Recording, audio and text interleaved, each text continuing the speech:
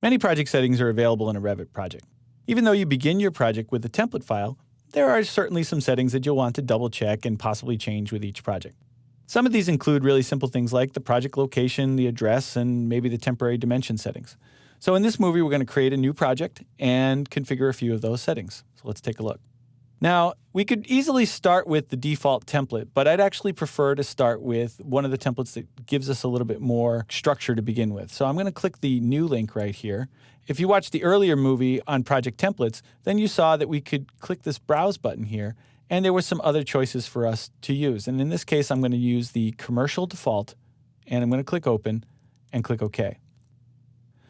Now this gives me some basic views and a few schedules and some sheets. And so it's a good starting point for us to build a small commercial office building, which is what this project's going to be. But before I start actually laying out and drawing anything, I'm going to verify a few of the settings that I might want to use in this project. And I do this on the Manage tab. So I come over here to Manage, and there are actually lots of settings that we could look at here.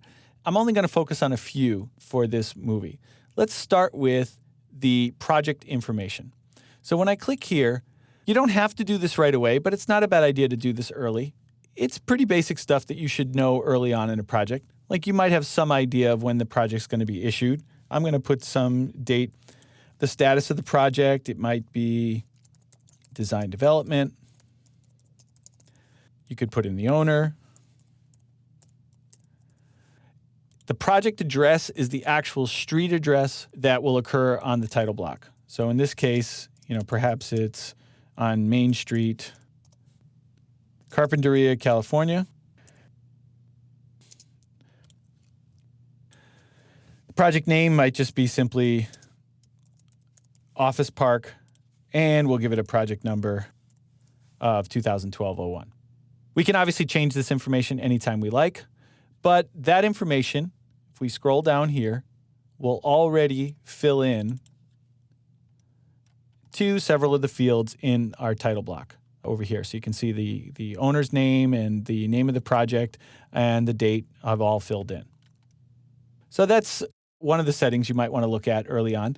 Some other settings you might want to look is, and this is sometimes confusing, we just filled in the address, but the address is just for the title block. That's just going to fill in the actual mailing address, but it doesn't actually change the location of the project. We have to do that with this command right here. So I'm going to click that, and let me make this window just a little bit larger here. And you can see that the default templates go to Boston. And that's because the office where Revit is created is over here in Waltham, Massachusetts. So they've set Boston as the default location. We just said that we were in Carpinteria, California.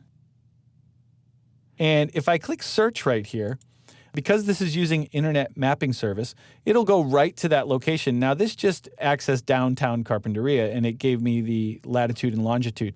If we put in the exact address, it can go right to that street address. You can also change the way this map is displaying. Maybe you want a satellite view or a hybrid view or just a street map view. You can drag it. You can roll your wheel to zoom in. And you can even pick this little icon up and drag it around and put it wherever it needs to go. So you can either do it with an address or by typing in and get yourself in the general location. Now, this is important if you're going to do shadow studies or energy analysis or anything that requires a correct geographic location. The wind stations and the weather stations in Carpinteria are a little different than the ones a couple miles down the road, and so we'll get more accurate weather data and more accurate energy analysis if we get the address as correct as possible. So I'll go ahead and click OK there. So those are a few of the settings that we might want to configure at the start of the project. Now, there are lots of other settings that we could set, and I'm not going to go through all of them. We could do a whole course in just the settings if we wanted to. But many of these things will be Office standards. We're going to rely on the settings that come out of the box, but things like fill patterns and line styles and line weights, all of these things can be configured, and so you might want to explore some of those later at your leisure. The last step is really to just save the project. And since I've never saved it before, it'll bring up a Save As dialog, and I'll just put this one on my desktop for now, but if you have another location where you'd rather save it, you can feel free to do that. And I'll call this Office Park. And I want to show you right here, there's an Options button, and if you want to, you can actually click in here and make some modifications. Now, the one in particular that I want to talk about is this setting right here, maximum backups. 20 is a bit much. Often you'll see projects that use 2 or 3. I'm going to drop it down to 3 in this case. What this will do, let me show you the way this is going to work, is when you OK this and you save. Now let me go back and do save as. There's the project I just created. I'm going to cancel. I'm going to save it again with the save icon, or you can do Control S, the Windows shortcut for save.